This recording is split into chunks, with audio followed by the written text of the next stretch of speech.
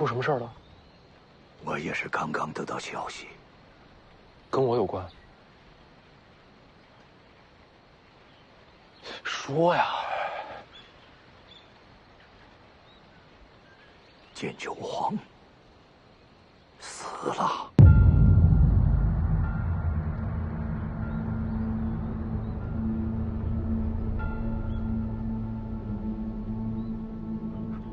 给我。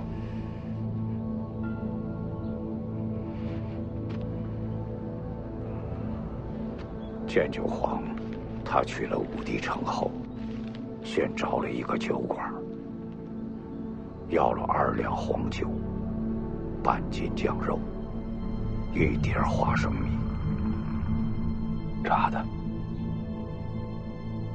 他不喜欢粗泡，不喜欢水煮，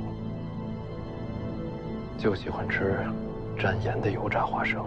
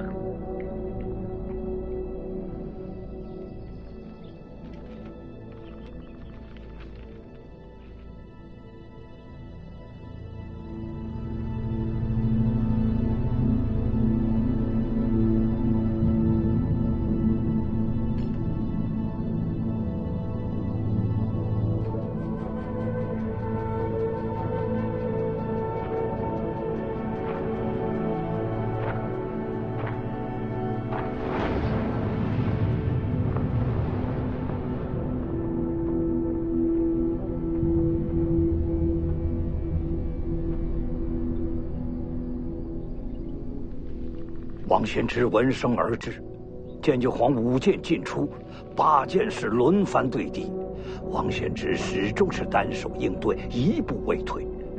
68招后，剑九皇用出剑九，有一武林人亲眼见到这一剑，乘此剑如银河倒挂，倾泻千里，已非人间剑术。王献之终于动用双手，剑九挥去了王献之的袖袍，2人势均力敌，再战49招后，剑九皇力竭身亡。老黄没输，他就是老了。王献之亲口承认，若不是剑九皇力竭，这一战自己略处下风。剑九皇气绝之前，王献之问了这一招剑九的名字。6千里，这一剑是我取的名字。剑九6千里。王献之感叹：此剑一出，天下再没有更高的剑招了。他的剑匣去哪儿了？留在了武帝城头。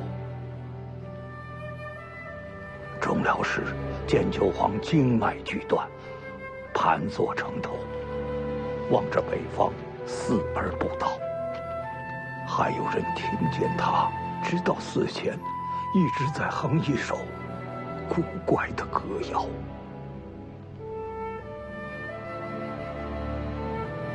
北方，他这是看着北凉呢。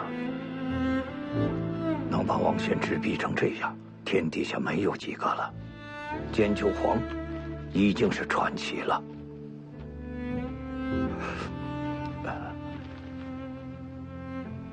这封信能不能留给我？好吧，多谢。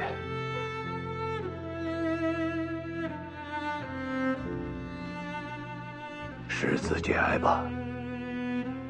剑九皇也算是求仁得仁。贫道告辞了。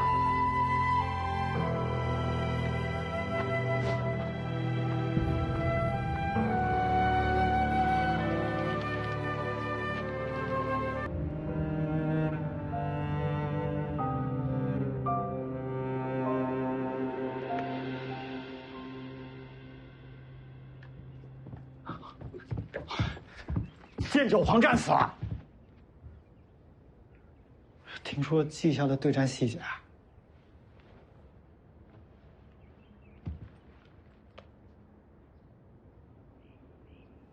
逼王先知出了双手。好个剑九6000里，可惜不能轻剑啊！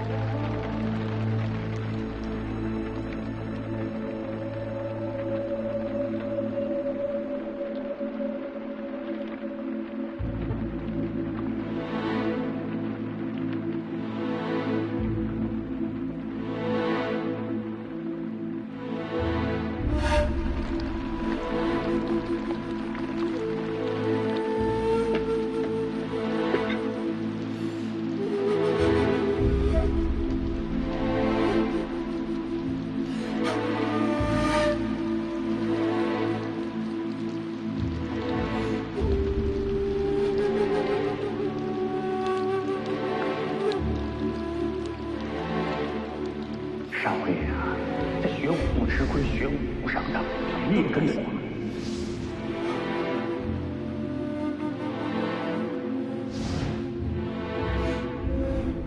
这道跟少爷游历这3年，把3年的点点滴滴融在了一起，这才有了剑九。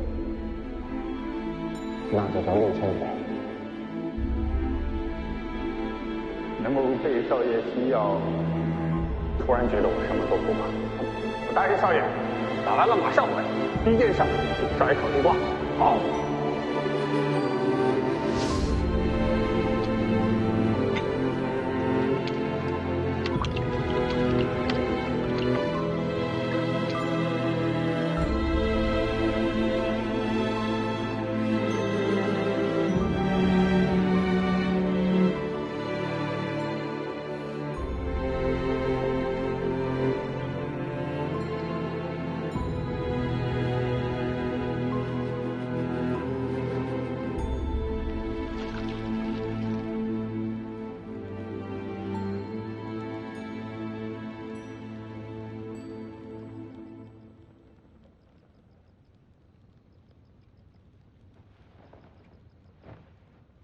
烛火不够，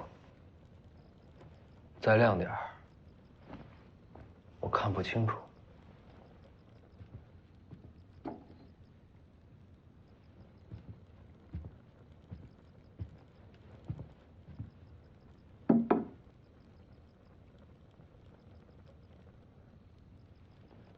看够了吗？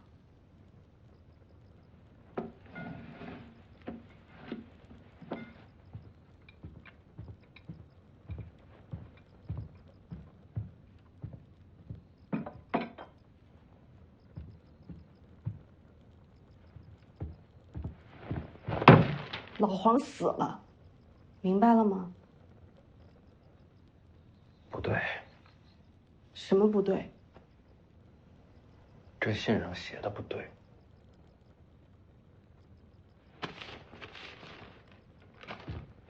哪儿写的不对？我来来回回看了无数遍，这上面只写了剑九皇的名字，为什么不写老黄？他们只知道剑九皇是无双剑客，谁又会去想哪夫老黄？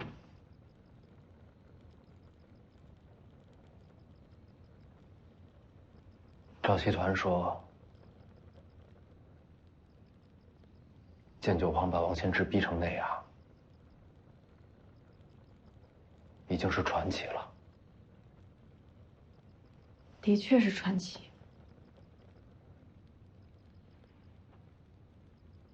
他剑九皇成了传奇，可是我的老皇没了。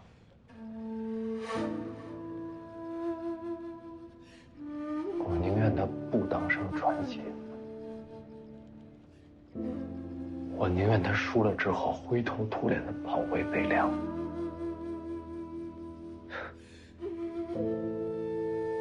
那个时候，我肯定大笑一场，然后再去让他偷地瓜来烤。老黄没了。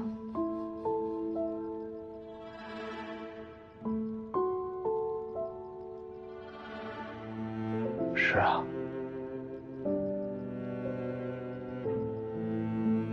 老黄没了。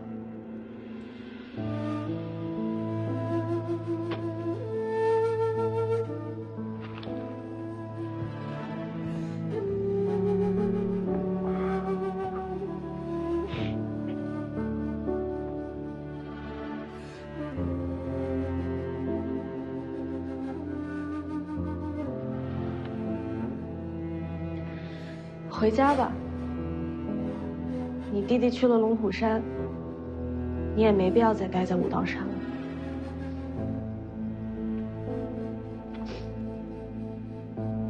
老黄，我要学武。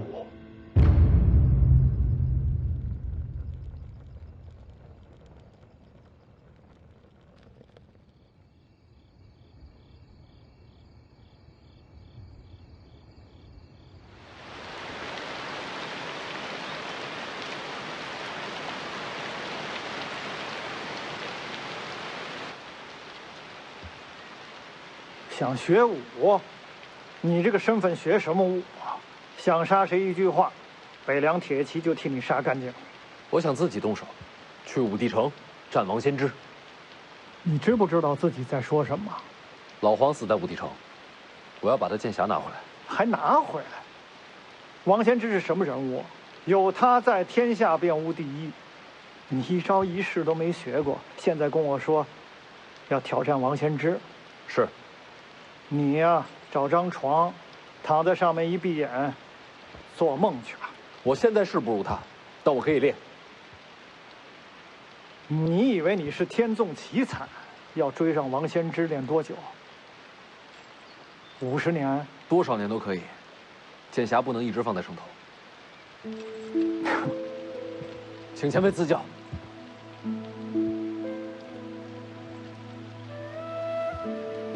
你来真的？行，想练什么？我只有刀。那就练刀。把刀提起来，手臂伸直，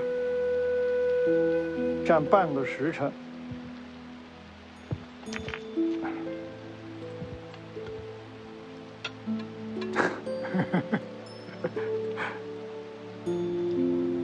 半个时辰之内，石头要是掉了，就别找我了。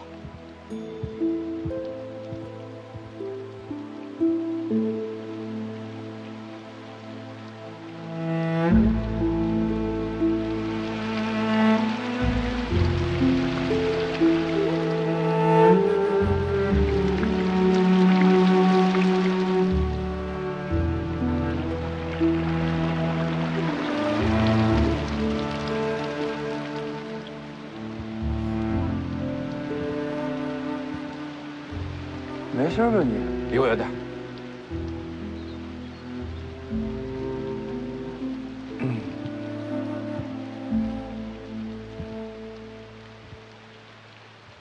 半个时辰到了，石子没掉。佩服。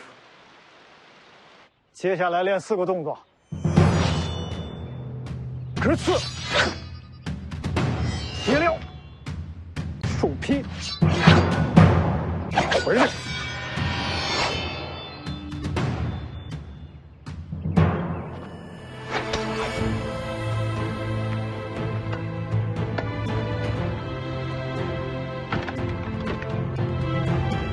各4000下。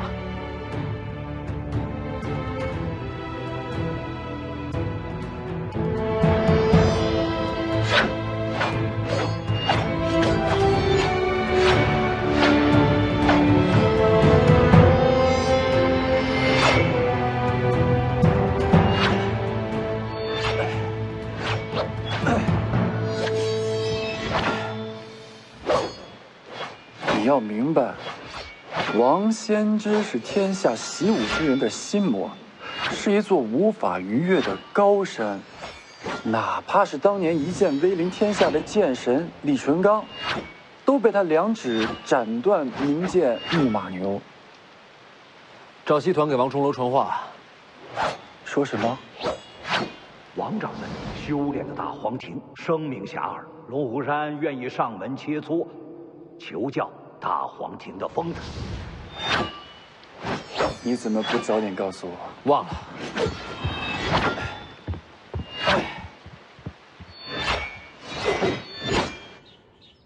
登门求教，这是下战书啊！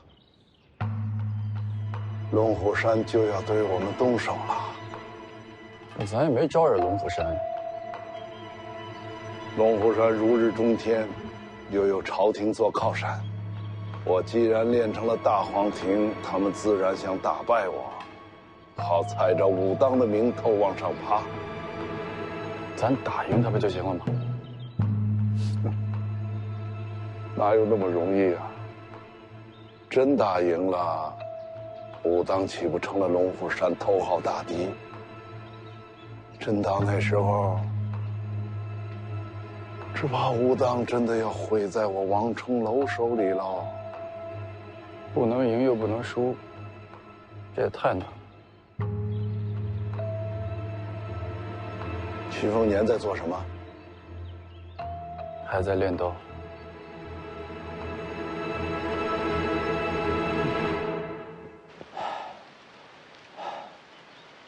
我练的还行吗？乱七八糟。明天4个动作各加1000下。看来我还有点天赋啊。谁跟你说的？您答应老黄，只保我2个月，时限一到可就走了。现在2个月已经过了。我要是真朽木不可雕的话，您还能留在这儿教我？你们姓徐的，一个个都阴险狡猾。那您觉得我天赋有多好？我承认，你是天生练刀的材料，但刀法能练，内力真气怎么办？一起练。练是能练，可是太晚了。内力真气都是辛苦功夫，只能靠日积月累。你这个年纪才开始练，很难追上别人。有没有什么速成的办法？没有，事实就是这么残酷。你这辈子也不可能与王仙芝为敌。想去武帝城，除非动用北凉铁骑。明天4个动作，我各加2000下吧。没有意义。没有内力做基础，2流高手就是你的极限。我努力试试。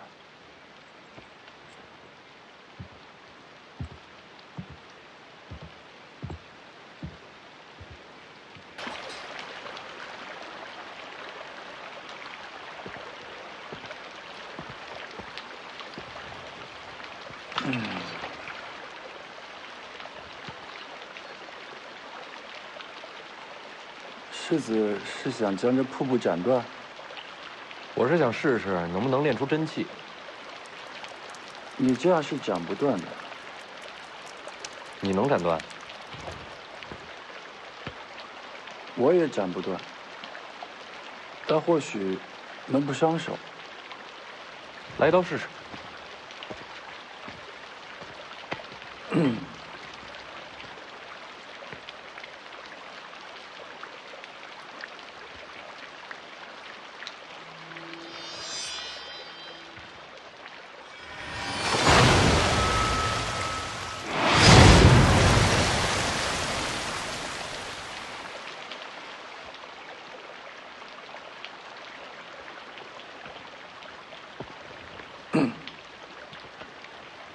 你会武功？不会。那你这是什么门路？其实这是拳法路数。你不是不会武功吗？哪儿学的拳法？我自己想的。你自己想拳法？我在玄月宫里看道经，做麻了活动身子，想出的拳法，走的是八卦道四象、三才归两仪的回眼路数，只是离太极和无极还差得远。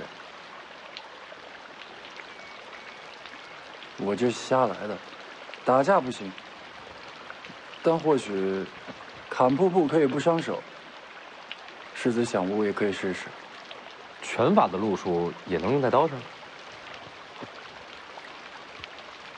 抱一方为天下事，拳刀有何不同？所以完全可以从剑谱里学刀法。什么剑谱？武当的基本剑谱。狮子看看会有什么启发？有没有真气速成大法？没有。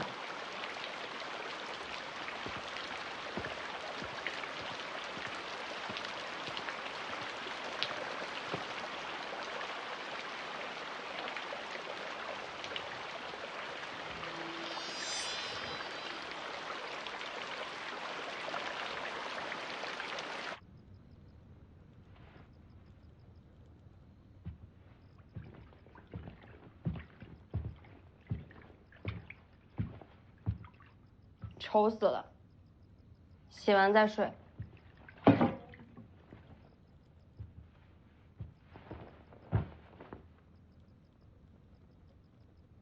你是觉得你这么做，老黄就能活过来吗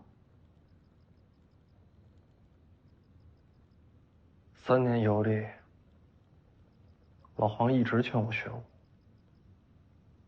我总当耳旁风。我老觉得凭自己的智慧解决问题，才是真本事。但我现在才明白，我那些所谓的智慧，什么用都没有。被逼到了绝路上，是老黄替我闯出了一线生机。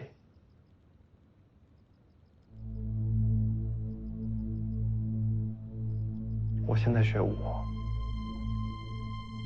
第一是我想取回老黄的剑匣，再一个，我不希望将来再遇到这样的局面，又是别人为我牺牲，而我自己什么都做不到。如果老黄看到我能保护我自己，他大概会笑吧。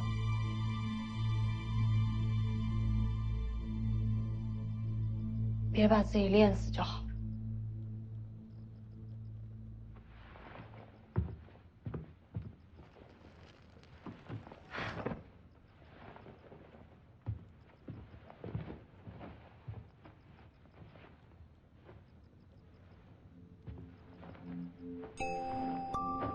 世子，世子，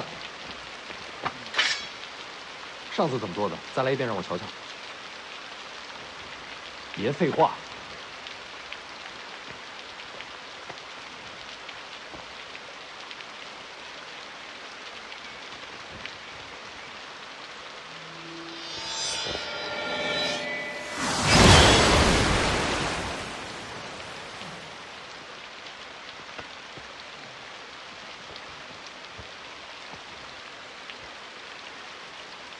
这是在画圆。所以本质上还是复归于无极的道理。世子，你看2遍就明白了。技巧方面接近于借力卸力。确实如此。你让我再想想。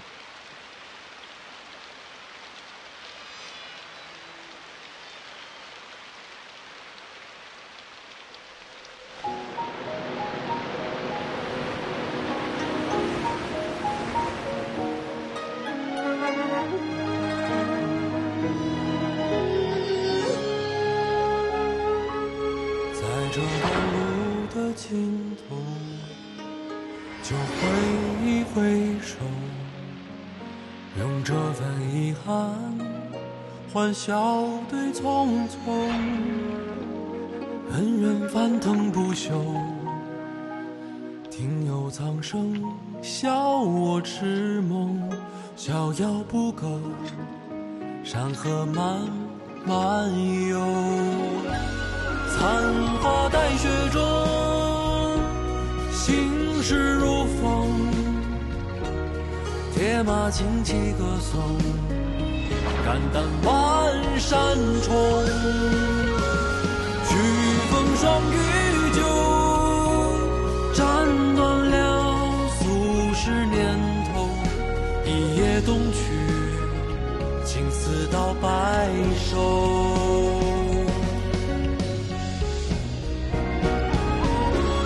长歌踏雪中，心事无空。消散爱恨与风，无欲也无求。天涯的渡口，一人陪马儿轻手，多么富有，填下了心中。烟雨红楼，天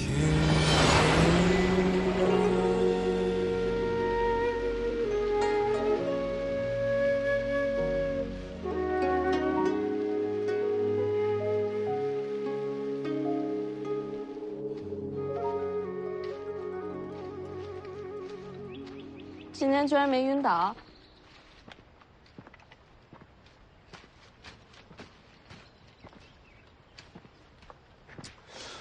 这黄瓜熟了吗？不许动！没熟啊？这是我的菜园。你种菜又不让人吃，你种菜干什么？我愿意。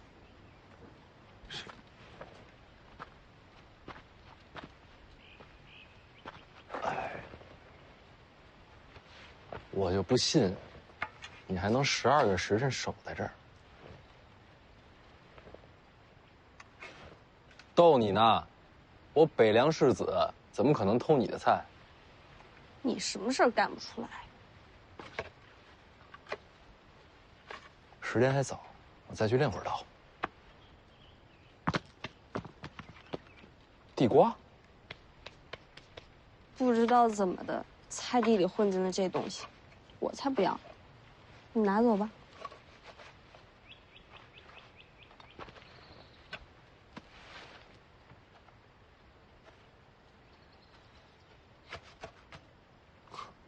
走，别烦我。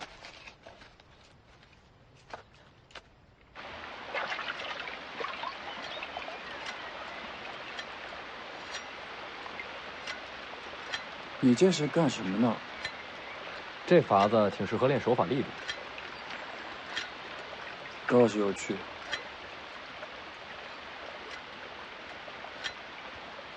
世子，江妮姑娘每天把那个菜园当禁地一样守着，你这地瓜不是偷出来的吧？我担心她回头会砍死你。武当山上谁敢动那丫头的菜园啊？那江妮姑娘为什么那么喜欢菜园子？大概是因为从小到大，从来没有什么东西是真正属于她的吧。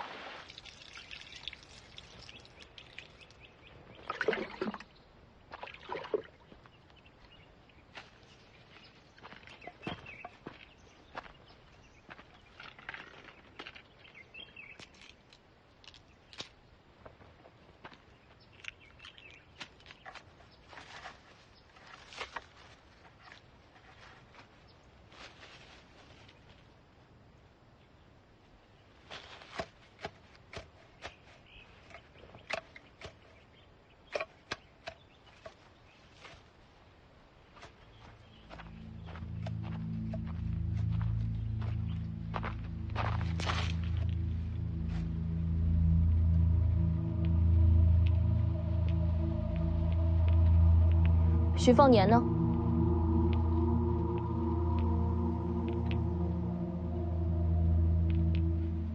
问你话呢？徐凤年两兄弟人在哪儿？这下人难道听不懂官话？你别踩我的菜！大胆！等等，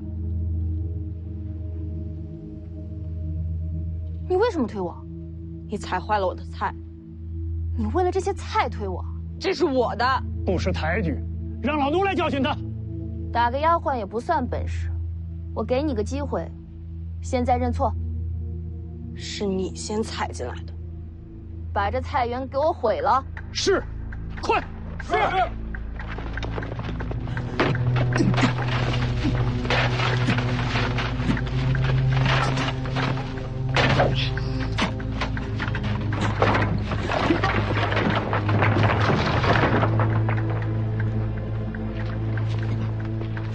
回头老奴给您洗干净。不要了，回头烧了。是。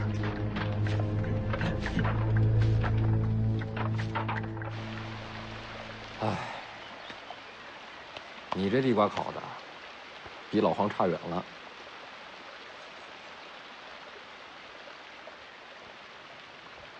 世子，你练武是为了上武帝城？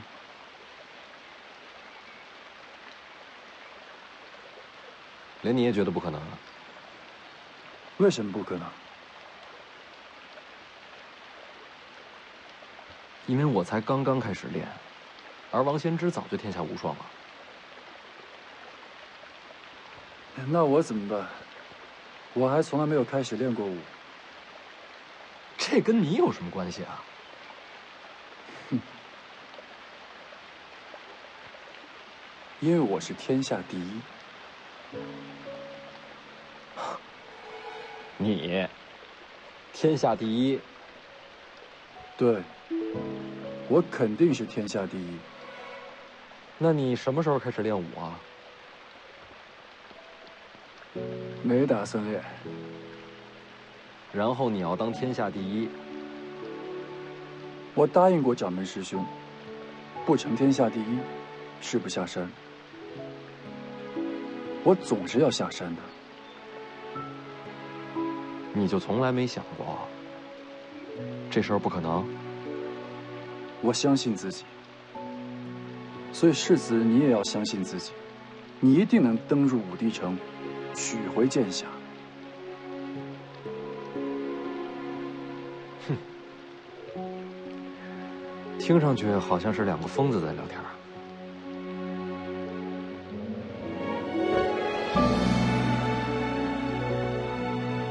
连自己都不相信，还有什么能相信？徐凤年，你一定能登入武帝城。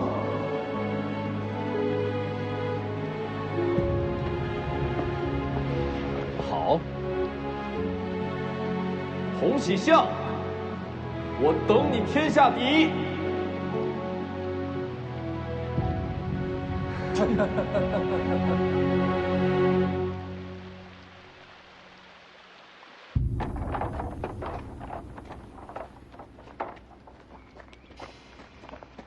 都办好了。认错。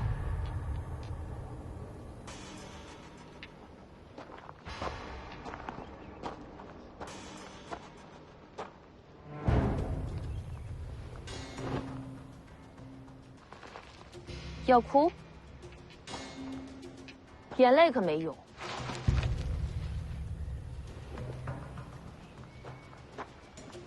放肆！别过来！眼泪没用这种事儿，我早就知道。跪下！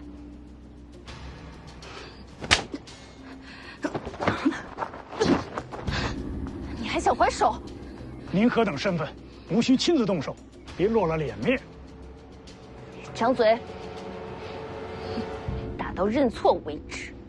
是，上。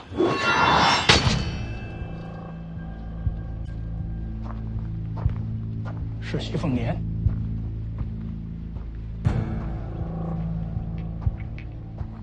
这位想必就是北凉世子了。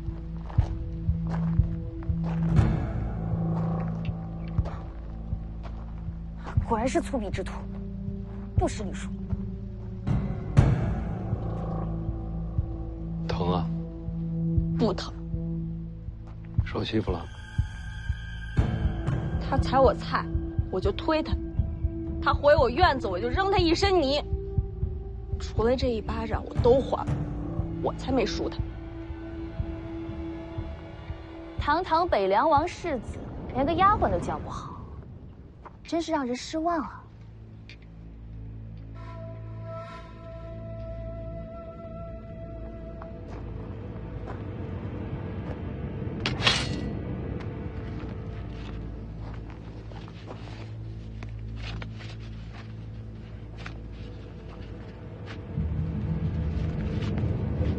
你这是什么意思？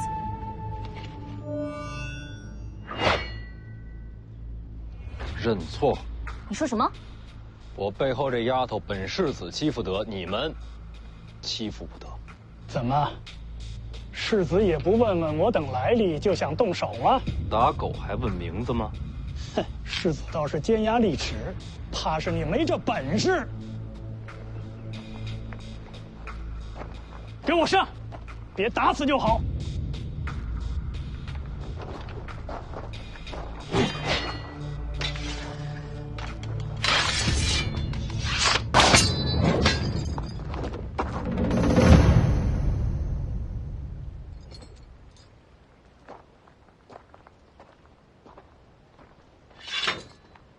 刀握紧点儿。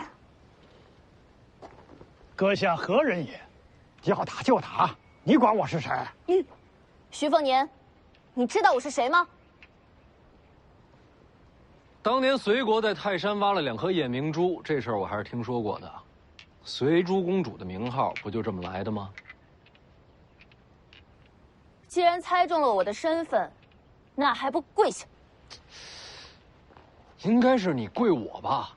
3年之前咱俩有过婚约，虽然我外出游历3年，这婚事没成，但你也得算我半个娘子啊。徐凤年，我这人好说话，你不用跪我，给他道个歉就行。你让本公主给一个丫鬟低头认错，凭什么？前辈，打得赢吗？当然。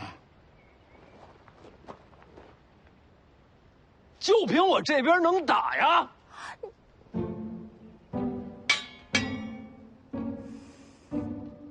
对黎阳公主出手，孙雕四在，拿下他们！掌门，人到半山了，咱们就这么不闻不问吗？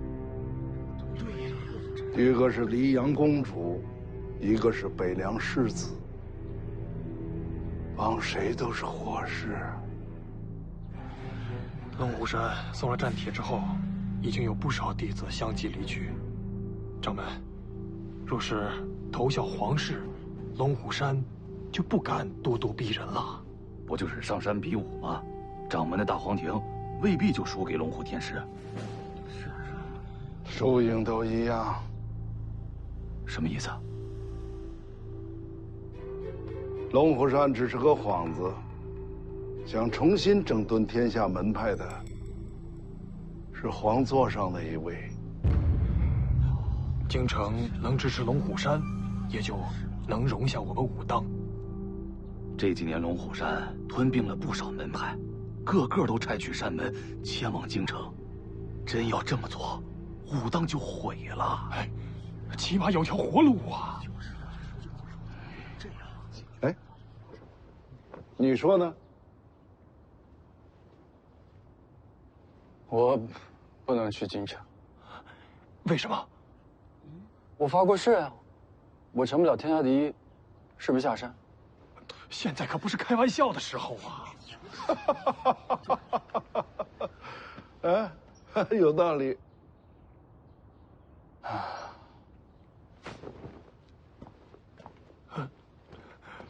掌门，掌门，掌门，掌门！哎，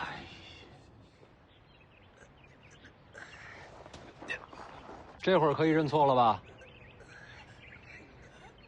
你到底要怎样？听不懂人话，叫你认错。不用认错，我只要我的菜园。什么？还我菜园！你好大的胆子！那就不认错，赔菜园。这破烂菜园能值几个钱啊？我说它值1000两黄金。好，1000两就1000两，回头给你送过来。回头？想赖账啊？现在没钱。手上拿的那是什么？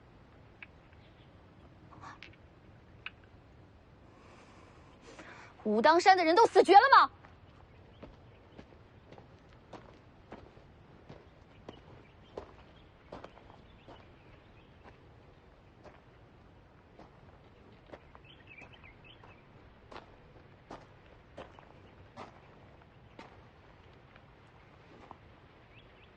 你是武当的？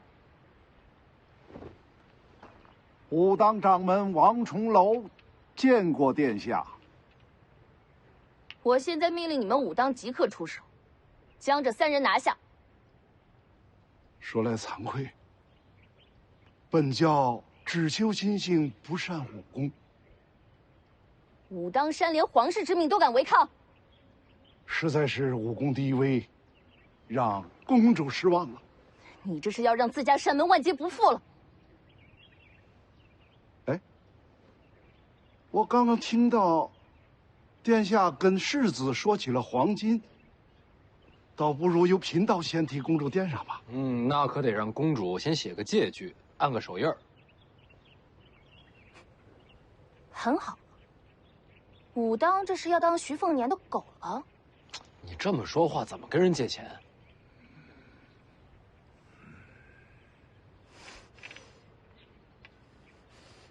给你。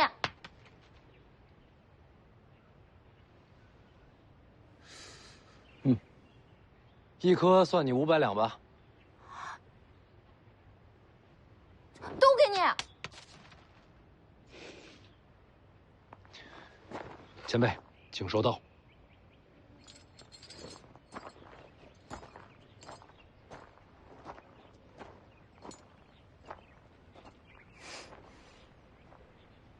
老奴无能，给殿下丢脸了。与你无关。行了吧？你得问他。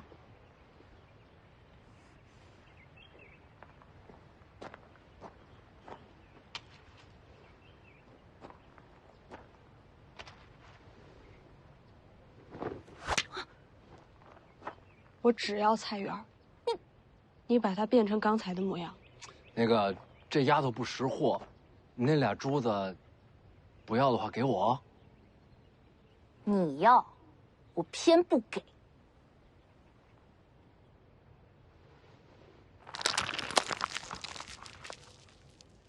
不会过日子，这败家娘们儿。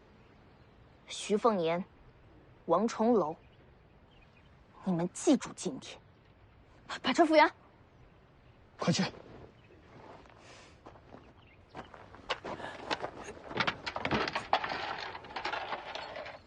停下！又怎么了？我想了想，你的人太脏了，还是别动我的菜园了。你是故意羞辱我？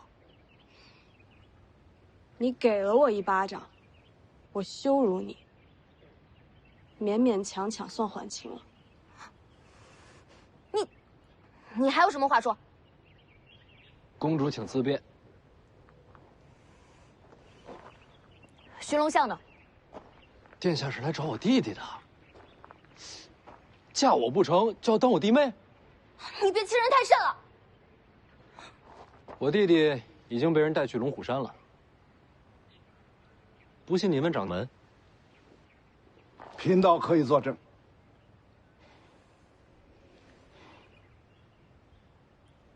下车。是殿下。走。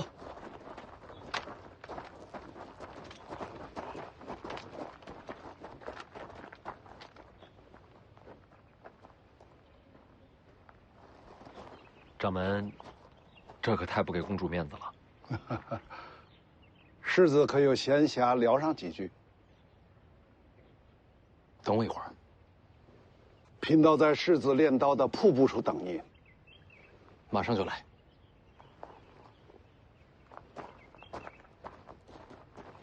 咱马上回北凉，防止公主的手下找您麻烦。我还怕他不成？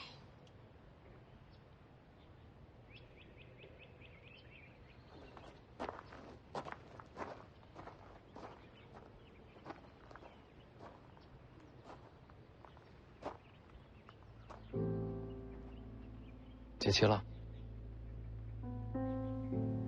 我没惹他，是他先踩我菜的。我知道，他是找你来的。是我连累你。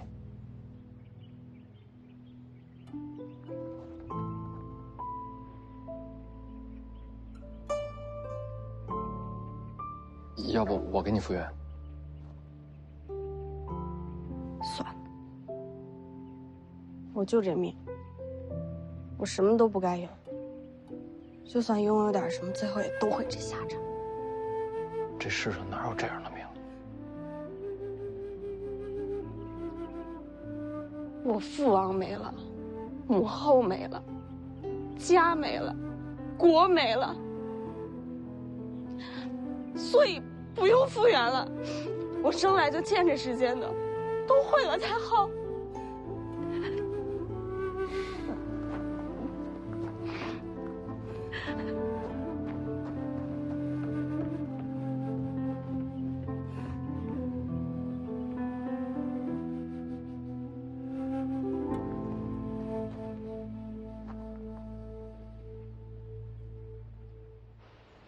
公主殿下，都是老奴无能，让殿下受辱了。派人查查，徐龙相是不是真的去了龙虎山？是，殿下。你觉得徐凤年怎么样？回殿下，此人胆大包天。胆子大不大不重要，关键是人够不够聪明。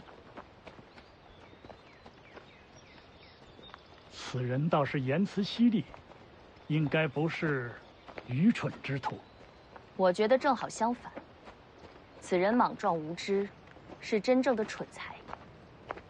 殿下，为何对其评价如此低下？京城和北凉的关系微妙得很，表面上君臣齐心，暗地里嘛，他徐凤年若是真的聪明，便不该说穿我的公主身份。万一闹得不可开交，北凉和京城都无法收场。哦，殿下方才是故意惹怒徐凤年。这次来武当，一呢是为了徐龙相，二呢也是想亲眼看看他是什么样的人。你还真以为我急着赶过来就是为了和他吵架？那徐凤年历年行事，宫中应该都有记载。那种东西没用，徐骁总要死的。徐凤年本性如何，对皇室威胁多大，总要亲眼瞧了才知道。原本准备了不少手段，没想到一个丫鬟就让他乱了方寸。北凉交到这样的人手里，也算是徐家气数将尽了。当如殿下所言。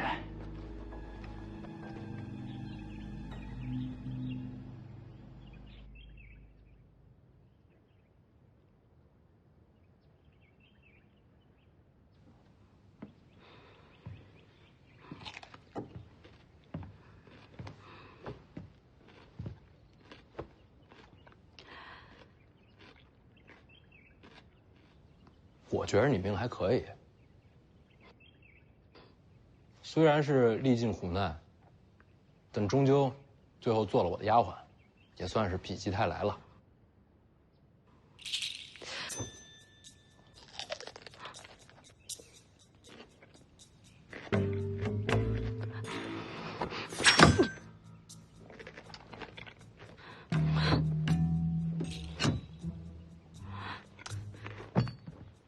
你这算是刺杀未遂了吧？是不是得赔钱啊？我扎地。那你不是脑子有病吗？匕首扎地了。是啊，就你最聪明。你刚刚故意挑衅嘛，就为了让那公主觉得你冲动易怒，是个白痴。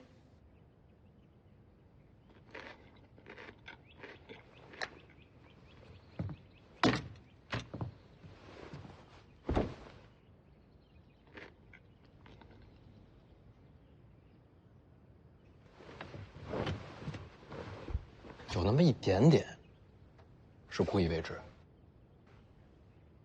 主要还是因为我脾气不好。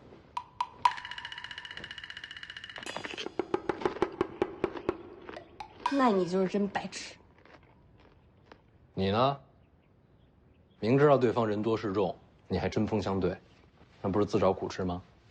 这世间如铁石利刃，我偏就不服软。你这样，那随珠公主恨死你了。比起我，更恨你才对。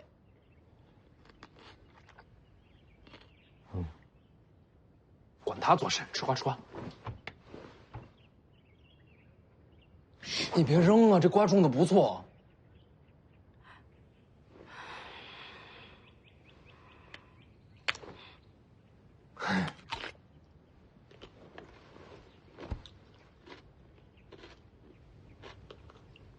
这还有几根。武当是铁了心投靠北凉，若有北凉做倚仗，怕是武当也不好动手啊。徐骁从来不给江湖门派好脸色，他王重楼怕是要自作多情了。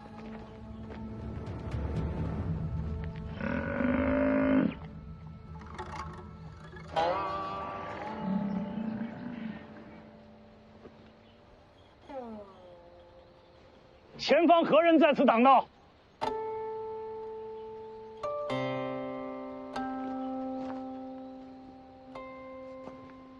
洪喜相。洪喜相，王重楼的小师弟。正是。因何拦路？掌门师兄一意孤行，想要与朝堂为敌。我等武当上下，愿拨乱反正。哦，这是要反你家掌门了？也不是反，只是寻一条活路，总不能让师兄把武当拉下深渊。王重楼修成了大皇庭，你一个小道士，靠什么拨乱反正？平日确实是拦不住，今日却有个机会，请二位随我回去。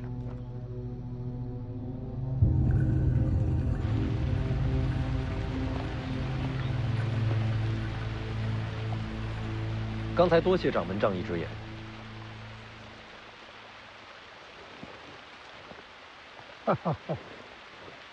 不是仗义，是功利。方才那局面，我为您说话，就是要告诉公主殿下，武当已为北凉马首是瞻。其实掌门可以两不相帮。世子觉得江湖如何？肆意洒脱，令人向往。江也好，湖也罢，原本无足轻重。朝堂之争才是水下暗流，能激起滔天巨浪。所谓江湖门派，不过是水面上的几叶扁舟，若无根基，随时便有倾覆之象。眼下最大的两股暗流，便是京城与北凉了。武当已处在积水滩头，若再是瞻前顾后，两不相帮，终将被巨浪吞没。我大概明白了，武当是想投入北凉旗下，自保罢了。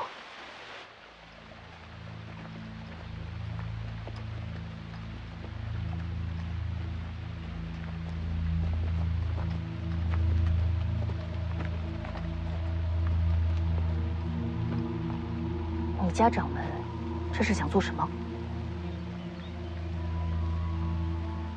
世子应当知道，天下武者分为9品。听过。2至8品无需多说。单说这一品人物，王仙芝定是一品。没错。可一品之中，又分为4重。第一重金刚镜，金刚镜才是武者登堂入室，外敌难坏，亘古不朽。陪您上山的那位，大约就是这个境界。过了金刚镜，便是指玄，更是妙不可言。建九皇就曾是指玄境。老黄，您说他曾是指玄？吴地城头一战，建九皇最后一式6000里，已是稳稳的天象境界，已经很了不起了。确实，天下众生能入天象者屈指可数。吴地城王仙芝，在这重境界已做了半辈子，实在是高不可攀呐。一品4重境界。金刚指玄天象，这才3重啊！最上一重称为地仙，这重境界也就只是传说了。往上再无景色了。一品之上可称天人。怎样才算天人？4重境界虚无缥缈，我应该是看不到了。掌门特地跟我说明这些，又是为何？听说世子想要登上武帝城，那最起码也要到指玄境。世子天资没有问题，就是起步晚了。那也没办法，我慢慢练吧。武当大皇庭虽非天下最强武学，可绝对称得上特别啊！怎么个特别法？大皇庭能改人根骨，这世子应该知道。除了改人根骨，大皇庭最神奇之处，就是替人做嫁衣。嫁衣？修大皇庭者，可将一身真气送与他人。真气送人？那你们人人修炼大皇庭，集中到一人身上，岂不是天下无敌了？启禀公主，大皇庭极难修炼。近些年来，除了我家掌门一人，无人习得。那还好。而且还有一个苛刻条件，就是大皇庭只能传于从未修炼过真气之人，而且传送之后，具体吸收多少，要看天命，往往只有10之5、6。你要把大皇庭传给我？等等，传完了真气你会怎么样？真气散尽，自然是命不久矣。你疯了吗？贫道清醒的。你为了帮我，你命都不要了，我跟你不熟啊。不是为你，是为武当。我说得很清楚了，依靠北凉，武当才能传承下去。许孝不会同意的。不重要，只要看到我为你传功，谁都会相信。武当已是北凉麾下门派了。谁能看到啊？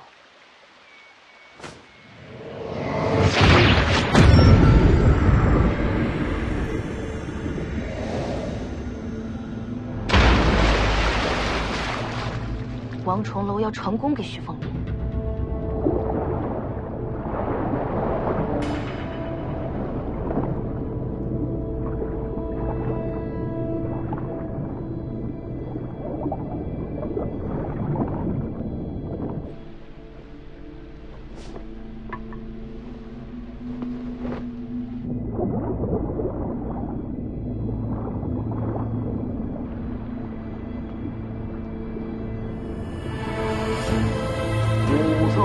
霞分暮霭，闭目内敛自相望。才知我身皆洞天，原来黄庭是福地。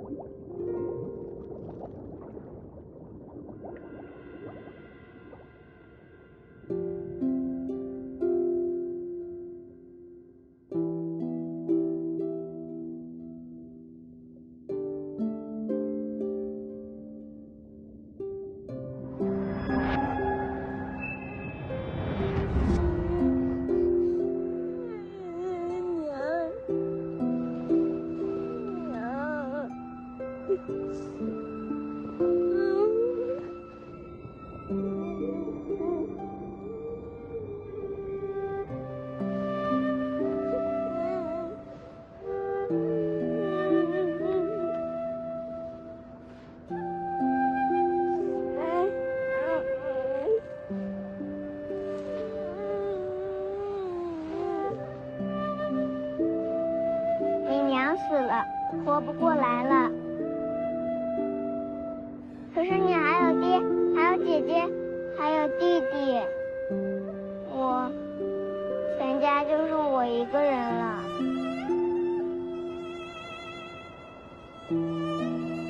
他会一直住在你心里，一直看着你。擦干净，别让他看见你哭。